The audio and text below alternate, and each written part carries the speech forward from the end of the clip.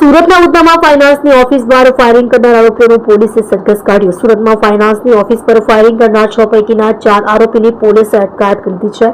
જે 4 આરોપીઓનું પોલીસે આજે સરઘસ કાઢ્યું હતું। એક આરોપીની પેન્ટ જાહેરમાં ભીની થઈ ગઈ હતી।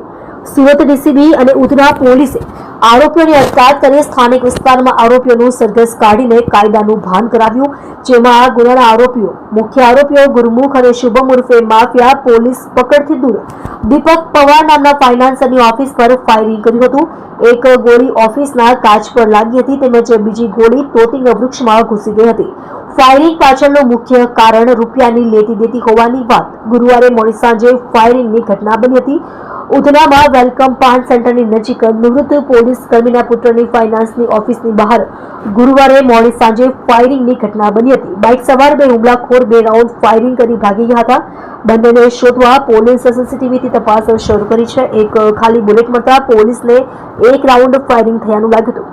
શહેરમાં નાકાબંધી કરી હુમલાખોરને પકડવા પોલીસે નજીકના દુકાનદારોના નિવેદન લીધા હતા। પૈસાની લેતી દેતી બાબતે ફાઇનાન્સની ઓફિસ પર ફાયરિંગ કરવામાં આવ્યું હતું। 7 વર્ષ પૂર્વે સ્પેશિયલ બ્રાન્ચમાંથી એએસઆઈ તરીકે નિવૃત્ત થનાર સુરેશ પવારનો પુત્ર દીપક આરાધ્ય કોર્પોરેશનના નામે ફાઇનાન્સનું કામ કરે છે। દીપક વીસીની જેમ અંદરોઅંદર સભ્યોને વ્યાજે નાણાં આપતો હતો। ઘટના સમયે દીપક તેના મિત્રો સાથે ઓફિસમાં બેઠો હતો। હુમલાખોરોએ ફાયરિંગ કરતા બુલેટ જાળ સાથે અથડાઈને ઓફિસમાં ભગવાનના ફોટાને અડી હોવાની વાત સામે આવી હતી। બાઇક સવાર હુમલાખોરો ફાયરિંગ કરી ફરાર થયા હતા। ફાઇનાન્સ સેન્ટર નાના ભાઈએ જણાવ્યું હતું કે મારા મોટો ભાઈ દીપક પવારની આરાધ્ય કોર્પોરેશન પાસે સાંજે સ્પ્લેન્ડર બાઇક પર 2 જણા આવ્યા હતા। બેમાંથી એક શખ્સે બંદૂક બહાર કાઢી પહેલા તેમાં ગોળી નાખી હતી, પછી અચાનક તેણે ફાયરિંગ કર્યું હતું।